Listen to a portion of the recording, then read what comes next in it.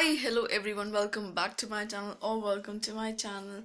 So good morning everyone, and now I just got a call that there is a bird who has got injury. So I have to go see check that bird. So yeah, should go now, and early morning, I have that work to do. So let's go see the bird, and I have called the ambulance.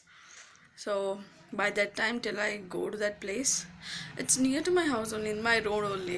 So they'll come off. So I have to go see the bird, right? I should make sure that no one should come and touch anything, or it should not get hurt. So let's just go, and I'll take you to the process. So yeah. ಹಾ ಇಲ್ಲಿ ನಿಲ್ಲಕ್ಕೂ ಆಗ್ತಾ ಇಲ್ಲ. ಕಾಗೆಗಳೆಲ್ಲ ಆವಾಗ್ಲಿಂದ ಇದು ಮಾಡ್ತಾರೆ. ಕುಕ್ಬಿಟ್ರೆ ಕಾಗೇನು ಬರ್ತಾ ಇಲ್ಲ ಈಗ, ಸ್ವಲ್ಪ ಇಲ್ಲ. ಸ್ವಲ್ಪ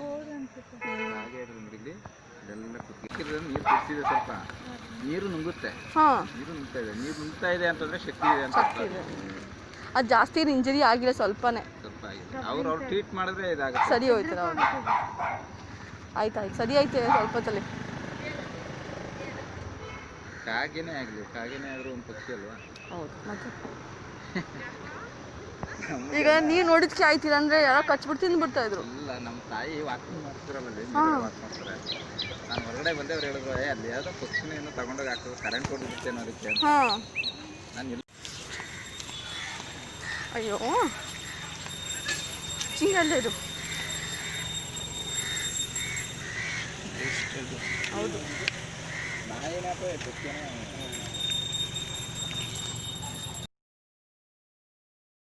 From there, the bird is fine now.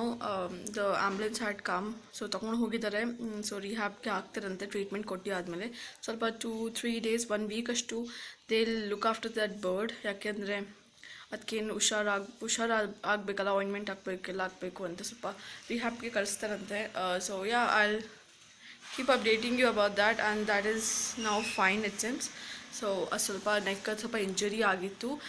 May be doctor like ಹೇಳಿದ್ರು ಕಿ ಅದು ಯಾವುದು ಬರ್ಡ್ ನೆಸ್ಟಿಂದ ಬಿದ್ದಿರಬೇಕಂತ. ಸ್ವಲ್ಪ ಸಣ್ಣ ಮರಿನೇ, ಅದು ದೊಡ್ಡ ಮರಿನೂ ಅಲ್ಲ, ಸಣ್ಣ ಮರಿನೇ.